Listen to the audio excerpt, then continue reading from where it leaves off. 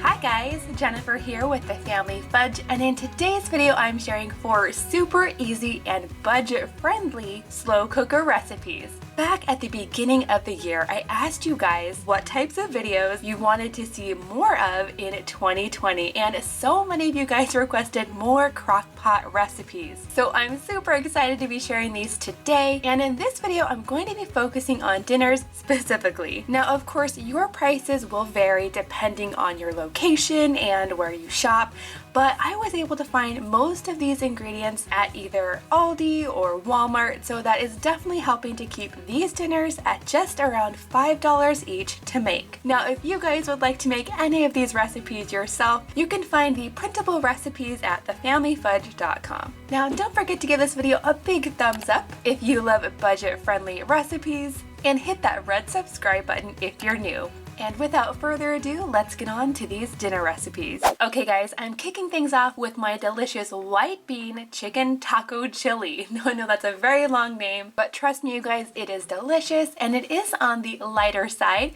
so you can have a big bowl of this chili and not feel guilty about it. For this recipe, I'm going to be using about 1.5 pounds of boneless, skinless chicken breast. For this recipe, I'm also going to be using 2 cans of white beans. Now you could use either Great Northern beans or you could use a white kidney bean, also known as cannellini beans. Today I'm actually going to be using 1 can of each. I was able to find these cans of beans for just 49 cents each at Aldi. And before I add these into my recipe, I'm definitely going to drain these beans and rinse them. For this recipe, you're also going to need about 2 cups of chicken broth. Now you definitely could add more than 2 cups if you want your chili to be more of a soup, but since I like mine on the thicker side, I'm just using 2 cups of broth. And to make the broth itself, I'm going to be adding some of this better than bouillon chicken base to some water. Now I did the math on this and it comes out to just about 16 cents per cup of chicken broth when I make it like this, so definitely budget friendly. Next, I'm also going to be adding in 1 whole onion. Onions really are an inexpensive way to add lots of flavor to any dish. And of course, before I add it into my crock pot, I am going to go ahead and dice it up. Now to season up this chicken chili, I'm also going to be adding about 1/4 cup of this green salsa. Now of course, you can use any kind of green salsa you prefer, but since I want my kids to be eating this, I'm going to make sure to use the mild so it's not too spicy. And then instead of adding a lot of different spices, I'm going to go ahead and add some taco seasoning in here as well. So it's kind of your one-stop shop for adding lots of flavor. So now that's pretty much everything for the chili itself, but of course if you wanted to, you could also add lots of different toppings on top. I'm a huge fan of sprinkling just a little bit of cheese on top of my chili. Basically anything that would be good on top of a taco would be perfect for topping off this chili. Okay guys, now to put this together, the first thing I'm going to do is spray a little bit of non-stick spray into my crock pot. Now if you wanted to, you could also use a crock pot liner, which makes cleanup a lot easier. And to the bottom of my crock pot, I'm going to go ahead and add all of the chicken. Now when I bought this chicken from the store, each chicken breast was like ginormous. They were so big. So what I decided to do is take each of those gigantic chicken breasts and cut each of them into thirds. They're going to be able to cook all the way through a lot faster, which also means that this chicken breast won't get all dried out because it won't get overcooked. Now at this point, I'm going to go ahead and add some seasoning to the chicken itself, starting with some salt and pepper. At this point, I don't normally measure out my salt and pepper. I kind of just eyeball it. So once I have all of the salt and pepper on there, I can move on to the taco seasoning. I'm adding this directly to the chicken itself. That way these spices can really get into that chicken and flavor it as it's cooking. Next, I'm going to add in that whole onion. And like I said, I did go ahead and chop this up. And I'm going to try to evenly spread these onions all over the chicken. Next, I'm adding in the green salsa, followed by my rinsed and drained beans. And now the very last thing I'm going to be adding into our chicken chili is the chicken broth. And I'm going to very carefully pour this on top, but try not to spill it. So now I'm going to add my lid. And when it comes to cooking this, you could cook it on low for about 6 to 7 hours. But since I was in a hurry, I ended up cooking this on high for between 3 to 4 hours. It actually cooked super fast. And as soon as the chicken was cooked all the way through, I actually took the chicken out and shredded it up. And you guys, this shredded so beautifully. It came out so tender. You can still actually see all of these spices on the chicken, so you know it has lots of good flavor. So now I'm just going to add all of the shredded chicken back into my crock pot, and I'm going to stir it all together. To serve this, I add a couple of ladles to my bowl. Add my desired toppings.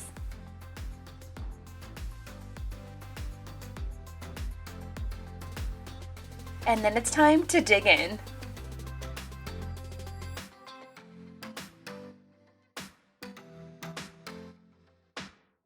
Next up, I'm going to be making my lightened up version of Toscana soup.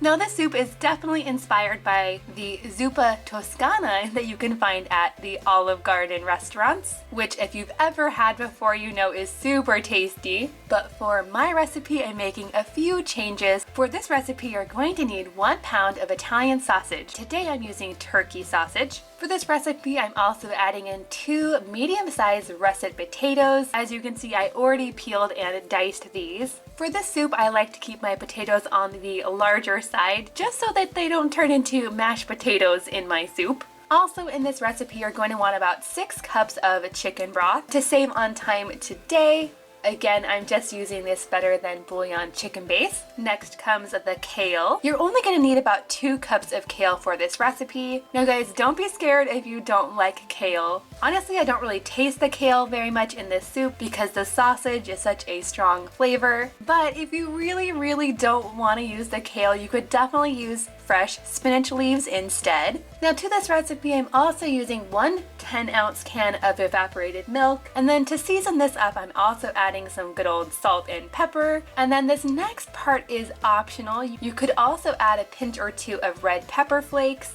Now I'm actually a huge fan of red pepper flakes, but my kids not so much, so I'm just going to be adding maybe 1 little pinch. So now that I have all of the ingredients assembled, and I also have my potatoes ready to go, I do have 2 more steps to do before I can add everything into my crock pot. First, I'm going to go ahead and get the sausage all the way cooked. You do not want to add this raw to your crock pot. Definitely pre-cook your sausage. Now the turkey sausage that I'm using is on the lean side, so I don't need to drain the grease at all. I don't know if you guys can see this very well, but I let some of this sausage get extra dark on the edges. It's not burnt by any means, and it's really an easy way to add more flavor to your soup overall. And then the next thing I need to do is prepare the kale. Now like I said, you only need 2 cups of kale for this recipe, and if you wanted to, you could go ahead and just chop the whole thing up. But personally, I'm not a big fan of the stems of the kale. I find them a little bit tough, so I'm gonna go ahead and rip the leaves off of the stem, just like this. And now once I have all of the stems removed, I can go ahead and just chop up this kale. I recommend cutting this pretty small, that way it just mixes into the soup a lot better. So now that we have those steps done, we can finally put this soup together. So to the bottom of my crock pot, I'm going to add all of that pre-cooked turkey Italian sausage. Next, I'm adding in the diced potatoes, followed by some salt and pepper. And I'm not gonna go crazy with the salt and pepper. There is a good amount of salt in the sausage already, but since I am adding a good amount of potatoes in here, I wanna make sure those are nice and seasoned. Next, I'm adding in a pinch of red pepper flakes. Of course, you could add more if you want to. Then I'm gonna top it all off with the kale. Now I know this looks like a lot of kale, but it's definitely gonna cook down. Next, I'm adding in my entire can of evaporated milk. And you guys, make sure that you get evaporated milk, not sweetened condensed milk. That would probably not taste very good. And lastly, I'm gonna finish this off with the chicken broth. This is 6 full cups. I wanna have a lot of broth in my soup because it's one of my favorite parts. Now I'm just gonna go ahead and stir this all together. I wanna kind of push down that kale to make sure it is not floating on the top and getting all dry. Now to cook this, I'm gonna go ahead and add on the lid. Now you could cook this on low for 6 to 8 hours or on high for 3 to 4 hours. Now when this is done, I'm going to add some to my bowl, and as you can see, because this is a lightened up version of the soup, the broth overall is not thick or gloppy at all. And that's pretty much because we didn't add any extra flour or cream or butter or anything like that. It still has a really good flavor. The potatoes are nice and tender. Now, just like at the Olive Garden, I'm going to finish off this soup with a little bit of Parmesan cheese, and then the soup is good to go. Now, I like to eat this just as is, but you could also add some garlic bread, maybe a little side salad to this. That would be delicious. Next, I'm going to be making my chicken marinara subs. So this recipe is a lot like a meatball sub, but instead of using meatballs, I'm going to be using more of that boneless, skinless chicken breast.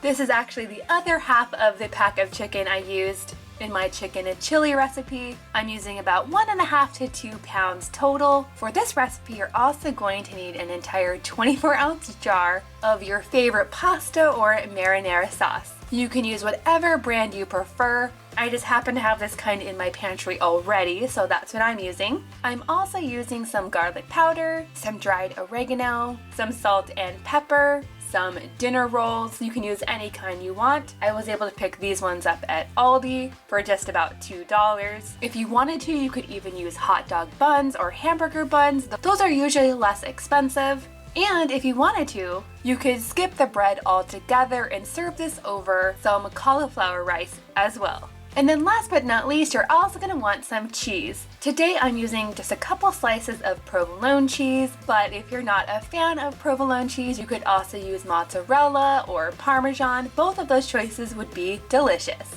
So now that I have all of the ingredients together, the first thing I'm going to do to make this recipe is add in the chicken. And you guys, just like with my chicken chili recipe, I took these big chicken breast pieces and I cut them each into thirds.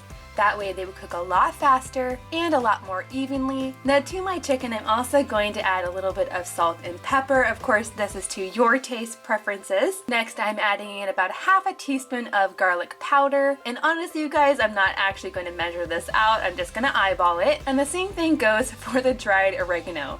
It comes to about 1/2 teaspoon, but I'm pretty much just eyeballing it too. And then you guys, I don't think I mentioned just how easy this recipe is, because the only other thing I need to add at this point is that entire jar of marinara sauce. I'm just carefully pouring it all over the chicken, trying not to splatter it everywhere. Next, I'm going to add on the lid. And you could cook this on low for 6 to 8 hours or on high for 4 hours. But basically, when the chicken is cooked all the way through and it shreds easily, it's ready to go. So once I have all of my chicken shredded up, I'm going to go ahead and leave it on warm while I go ahead and prepare the bread. Now, if you're in a hurry, you definitely could skip this part. But personally, I think it makes the sandwich so much better. I'm just adding a little bit of butter to each of these rolls. And then I'm going to pop them into the oven until they're lightly browned. This not only adds a delicious crunch to the outside of the bread, but it also helps the sandwich not get too soggy as well. So to this bread, I'm going to add a good amount of the chicken, and I'm going to top that off with just 1 slice of provolone cheese. Of course, you could add extra cheese if you wanted to. And then I'm going to pop this back in the oven until the cheese is melted. Now, seriously, you guys, this sandwich is so good, and it was really very, very easy. I give it 2 thumbs up. Okay guys, next up I'm sharing another money-saving dinner idea, which is actually to make breakfast. Now you guys, I'm a huge fan of breakfast. It's usually quick and easy, and most importantly, it's usually pretty economical, especially if you can find a good deal on your eggs. I was able to get this entire dozen of eggs for just 99 cents at Aldi, although sometimes they even have a dozen eggs on sale for just 49 cents. For this recipe, I'm also going to be using 2 cups of chopped ham. Now, this would be an excellent way to use up any leftover ham that you might have had for dinner. But for today's recipe, I'm actually using a ham steak. I really like to sear each side of my ham steak before I chop it up. I'm really just adding a little bit of color and caramelization to the outside. This really adds a lot of flavor without adding extra cost. It just takes a little bit of time. I'm also using some Bisquick baking mix. It's not a sweet baking mix, and you really could skip this ingredient if you want. I've made this recipe both with the baking mix and without, and they both come out really tasty. But basically, this baking mix gives this breakfast casserole more of a souffle texture versus just like an omelet texture. For this recipe, I'm also using 1 cup of milk, 1/3 cup sour cream, 1 small onion finely diced, about 1 to 2 cups of shredded cheddar cheese, and you can use any kind of cheese that you prefer. I'm just using cheddar today. Finally, you're also going to need some salt and pepper. And then this part is optional, but if you have some green onions, these are great to sprinkle on the top of this breakfast casserole itself. To make this recipe, I'm going to start by cracking 8 eggs into a large bowl. To this, I'm going to be adding in all of the milk, the baking mix, the sour cream, the salt, and the pepper. And then at this point, I'm going to whisk this all together. Next, I'm going to spray a good amount of this nonstick spray to my crock pot. I'm making sure to get all of the sides very well because I do not want this to stick. To the bottom of my crock pot, I'm going to go ahead and add all of that delicious cubed ham, followed by the onions.